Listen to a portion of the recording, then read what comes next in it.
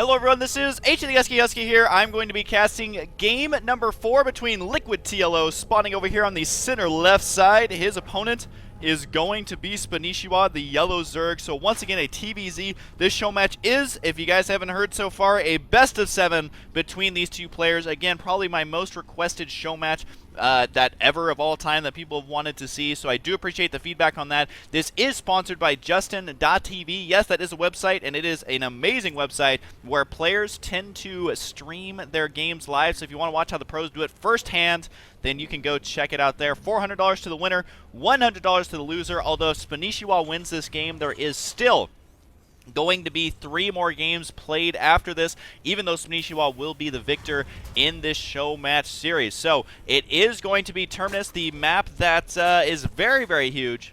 It is the map that you can get an expansion right here quite easily. There is a supply depot blocking this off, so you cannot get rushed. And there is also a third base right here, if I can click on the mini-map correctly, which does have a rich Vespene geyser down there, but only 6 mineral patches. So you gotta, usually you will not see players take that first, as it is easier to defend the other one, as well as having the additional minerals. So TheLittleOne has not had much success in these games at all, as Spanishiwa has done a handful of different builds and had great success with them every single time. And so right now, would not be surprised to see Spanishiwa go for hatchery before spawning pool, which is what we're going to see. You can see him hovering at almost 300 minerals there, his drone already in position to do this. And you can see the drone arriving there right before he has enough minerals, so the timing on that was almost spot on.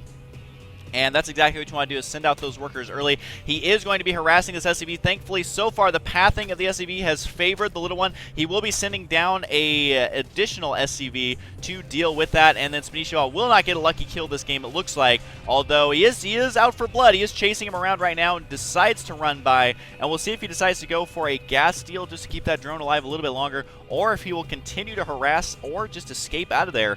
And, of course, if you do escape out of there, you get one little additional worker for mining. But if you keep it inside the base, you can see if there's any sort of crazy cheese play going on. And the drone may get back inside the base. It looks like this SCV is going to block it just a little bit, but he does scoot in there. And the fact that he's going to see no gas, this is huge. By the way, that Spanishiwa is able to see this. He will get intercepted, but he also saw that there was no gas on the way, and I'm not sure if he scouted this geyser right at the last second. I don't think he did, but even then, he's probably going to know he didn't see a gas on the right side, so there's a very high chance that the little one is going for a fairly early expansion here, which is exactly what we are going to see. So the little one is probably doing one of the better builds for this map, in that he's going to try and stay even in expansions, at least in the early game.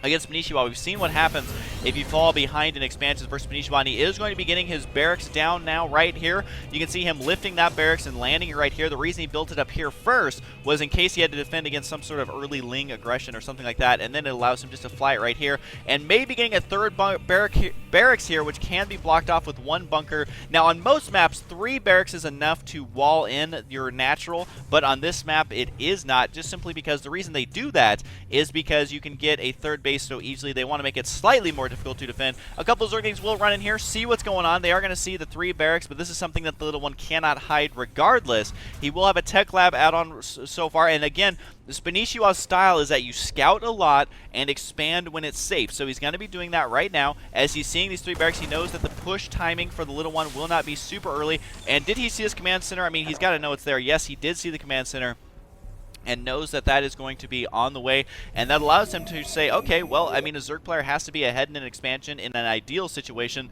so I'm going to go ahead, take my own expansion, get a little static defense here, maybe get some queens here to heal it up, and I should be okay. So we'll see if that style is going to work in this game. You can see he has begun the creep tumors. Looks like it'll take about 2 creep tumors to get down here, since he didn't put a creep tumor on this side, and that just allows him to connect his 3 bases just to make it that much easier to defend, which again, so far what we've seen Spanishiwa's style be is that he plays very defensively for a little while, and part of that is going to be that early creep spreading. Even if it delays an inject larva or something like that, he doesn't really care all that much. You can see the timing of the inject larva on this one is going to be a little bit off, as he's just going to start that because he used his creep for, or he used some of his energy for his creep, which you can see he only has 2 queens on the field, is not going for a crazy 4 queen or anything like that like we saw last game, and a 4th barracks is going to go down, which it apparently somehow fits in there. It looks like it wouldn't be able to, but he is just going to go mass Marines here and try and push out with what he's got here. Now, we have not seen Little One's early timing attack with 7 Barracks Marines, which I'm kind of surprised we didn't see that, to be completely honest, on a map like Metalopolis. But here goes the gas right now for Spanishiwa. He does only have 2 gas going right now. We'll see if he adds on these other 2, or if he's going to continue to power drones. And you can see 43 drones to 31 SCVs. That shows you how early he gets his worker advantage. It is absolutely insane, the playstyle that he has, where he just gets those drones so early. I mean, he is taking a little bit of a risk because he is vulnerable to rushes and things like that, but that's what the scouting is for. And that's why he just starts powering drones. That's the way a lot of Zerg players I think could learn from that style of play. Now, we do have a Baneling Nest on the way for Spanishiwa, continuing to produce SCVs for the Little One, but it's going to be impossible for him to catch up now to 3 hatchery Zerg, injecting larvae at every single one. I'm almost afraid to look at the production tab, as he has 2 drones right now, although he may begin producing some Zerglings here just so he can try and go for a Baneling bust, but this may be more of a defensive play in case he sees his opponent moving out, which, considering the Little One is just going mass Marines, I mean, Banelings are the obvious choice to do that. The Little One apparently setting up some sort of weird wall. Maybe he is bracing for impact versus Banelings, but look at this, 6 drones now on the way for Spanishiwa, and just continuing to drone up like crazy. So both players are going to be going for a macro style of play, and you can see here the lair just now starting, so Cloak Banshees could have caused some amount of damage, but it looks like Spanishiwa has to transfer drones. Is this back to his main base? I'm not sure where these units are going. Yes, he is indeed going to transfer some over here, and you may be saying, Husky, why did he just do that? The reason is because he got both gas and needs to make sure that he saturates the minerals as well. So here comes the push right now from the Little One. He does have Medivacs in play right now. This could do a lot of damage if you can micro correctly. There is only a couple of Banelings on the way. Baneling speed is nowhere complete. There is many more Banelings on the way. This will become almost impossible to do with, but the creep has spotted it, which is another awesome thing about creep spreading. And again, his build revolves around good scouting, and since he has that creep, he can spot these Marines, and the Little One needs to be careful here. This is so many Banelings. He needs to load up inside the Medivacs. This is so dangerous. There's still 1 Baneling in there that takes out half of his Marines, and now he's got to load up in those Medivacs to get out of there, and he's instead going to stand to try and get away, but every single Marine just got absolutely decimated with that Baneling, showing you the effectiveness of good scouting. And we also have 46 SCVs to 64 drones. The Little One never able to do any damage there. I mean, maybe if he would have dropped during that, he could have caused some sort of damage. But you can see Spanishiwa instantly reacting with spine crawlers everywhere. 4 spine crawlers at this base, another one up here. A total of 5 are going to be on the way. No, that is 6. I do know how to count, I promise. As well as some defense over here. 3 spine crawlers in the main. Again, this is the benefit of having so many drones, is he literally just sacrificed 10 drones to make static defense, and he's still ahead by almost 20 workers. So his playstyle is good, man. And the nice thing about these buildings is they are a static defense that you can move anywhere on the map, and once you make them, they're good for life, basically. So he can move them around and keep them going. Another drone trying to get over here to do something. Maybe expand down here. Is that where that drone's going? Not sure what he's doing. But Spanishiwa maybe taking it forth. Here comes the drop right now, but there's already, look at the amount of static defense here. And the Queens can use their healing ability if they want. Oh, the Little One needs to pick up these Marines. He will get them out of there. Very minimal losses. It looks like he only lost 1 or 2 Marines, but still not going to do the damage that he needs to. And it's pretty interesting to me because if he would have done this to begin with instead of pushing the front, he probably would have had a much higher success rate. And even putting a Spore Crawl right here, because look at how low the flight distance is. You can literally like almost jump a Reaper over here. It's so small.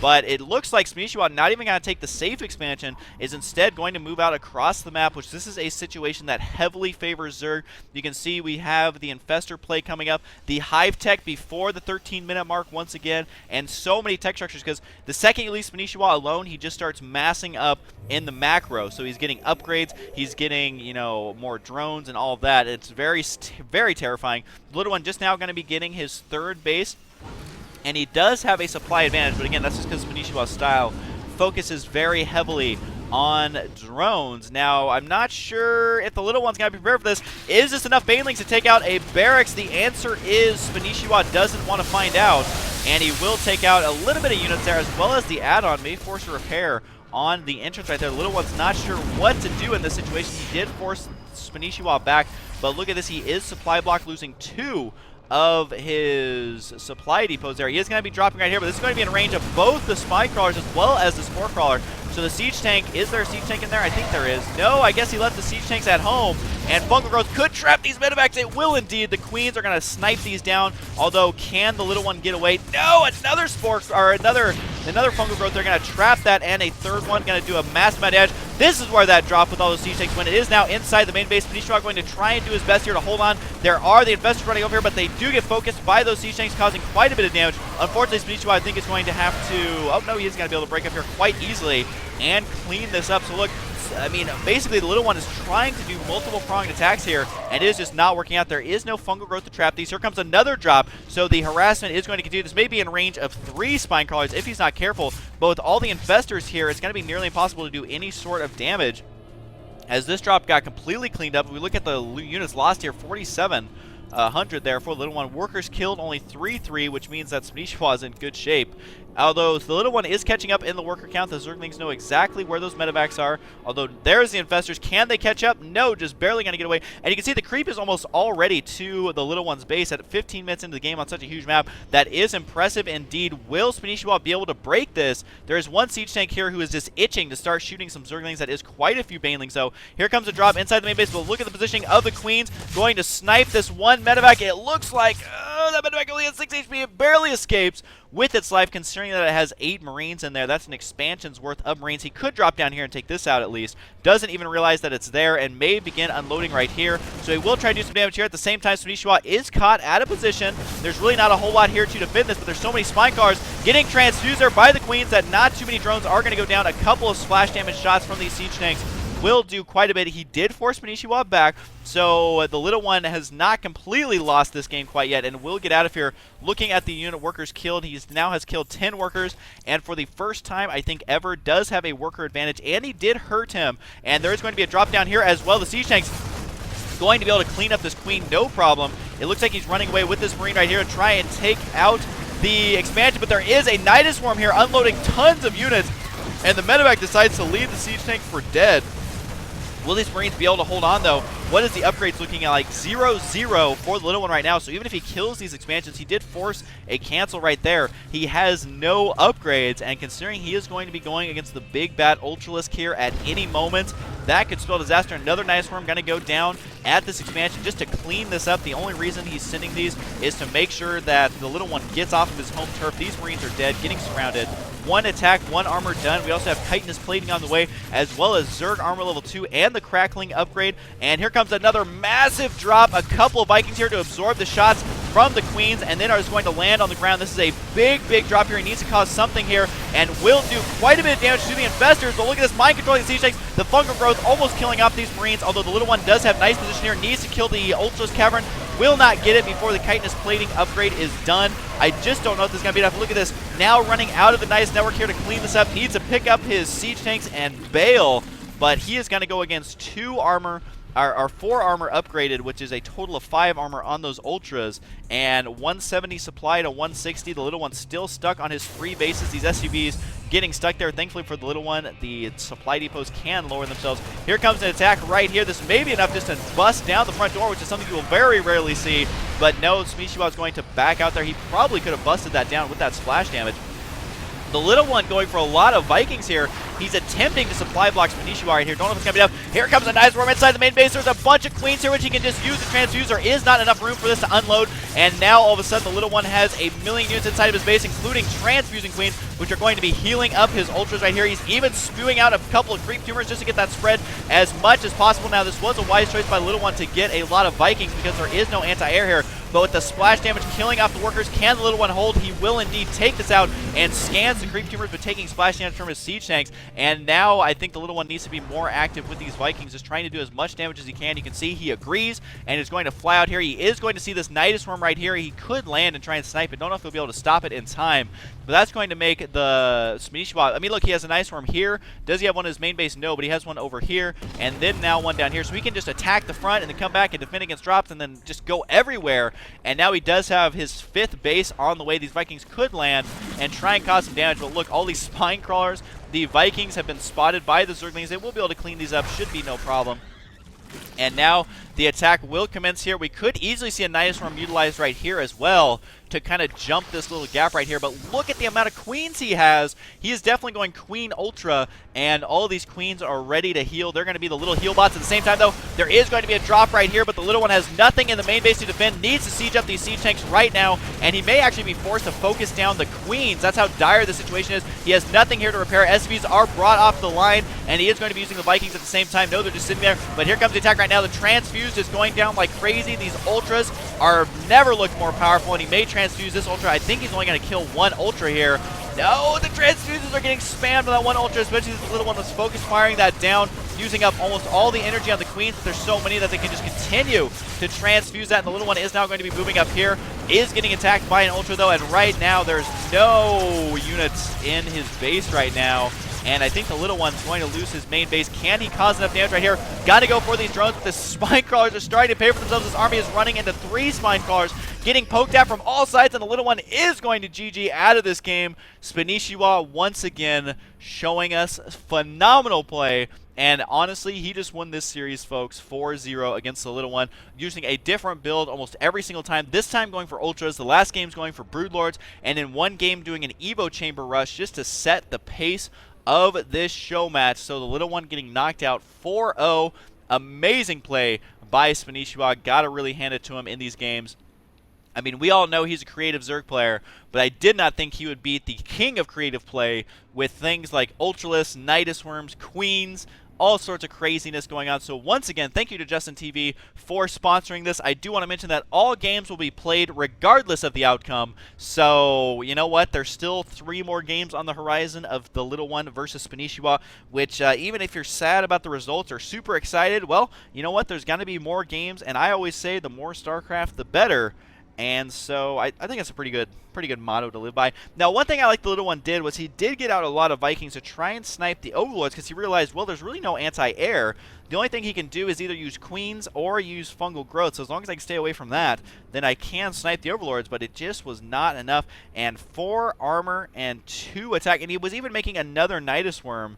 I honestly have no idea where this Nidus Worm was. Looks like it was over here to either evacuate his drones or just maybe to evacuate all these drones, but it's just a defensive play here to move out of the way. Now, if the little one was able to kill this hive, he could have maybe done okay, but the problem is that he still would have to deal with all of these units at some point.